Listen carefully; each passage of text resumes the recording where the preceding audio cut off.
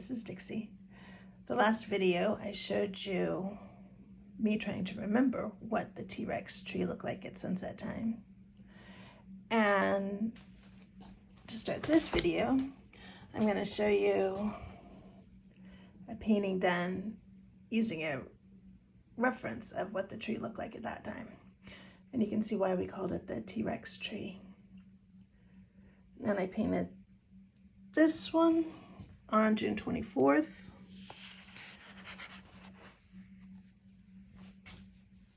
I didn't paint anything again until the 27th when I painted these white flowers.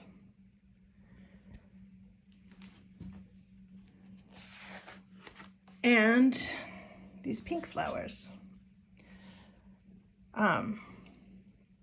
It is June, or was June, and everywhere I look there's flowers, so I'm enjoying that. Then here is a couple more tiger lily and some pink rhododendrons in a misty morning at the redwood forest. The tiger lilies are tiny. They're like no bigger around than a quarter. And the redwoods can be 1.5 football fields long. Then this is that flying dress trend. And there was a woman who was posing at Bandon Beach, at Face Rock Beach there in Bandon, Oregon, in her flying dress that she made for herself.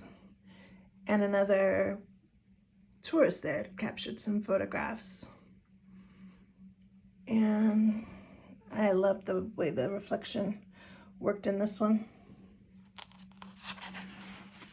Then I tried to get ridiculous picture of Foxy, and actually this is exactly the face she was making, but I tried to paint it in oranges and blues instead of her German Shepherd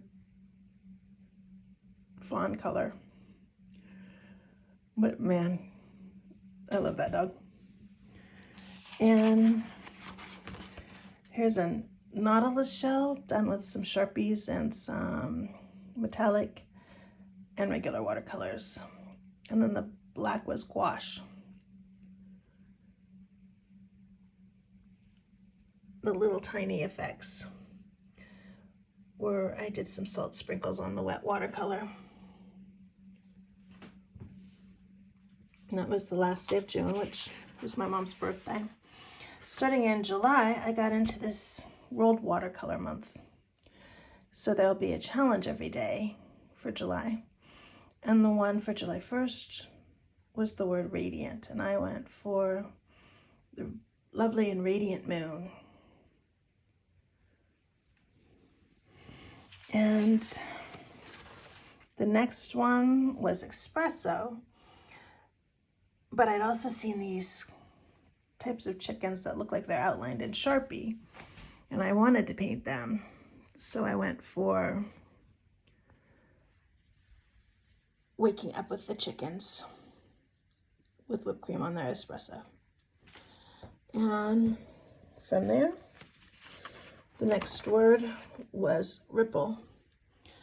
But a friend had posted permission to paint this mandarin duck. So the ripples and reflections caught my eye. And John Cameron took the photograph. And then it was the 4th of July, and the word was fade. And I thought of the faded glory of the American flag right now. And I saw someone quote Langston Hughes saying, "The America that has never been, but surely must be." And I know that you fly the American flag backward when it's in distress, but the military patches on the shoulder show it flying to the left as they march forward, not retreating. And then the word for the 5th was lock. And I went for a padlock, a lock on a canal, locks of hair, and then a couple homophones with locks on a bagel, and Loch Ness's Nessie. So I was in a goofy mood that day, but I like wordplay. Then the next word was hat, and I tried to do a styrofoam head with a fascinator, I think they're called fascinator, on it. With, I was trying to do those roses that are made out of the pages of old books, and a macaw reading a book, and one magnolia. And then the next time I'm working with my granddaughter on doing some cursive. So she saw a picture from the game Forsaken that she likes to play. And that was not one of the challenges for Watercolor Month, but today's word is melt. And my favorite ice cream cones are no longer available, but they were at Flintstone Village in Custer State Park, or well, on the edge of Custer State Park in Custer, South Dakota. And every day you would have a surprise sherbet flavor twisted with that vanilla. My favorite flavor was coconut, but the coconut and the vanilla were both white, so I chose strawberry instead. And well, we're all caught up. Thanks for watching. Bye.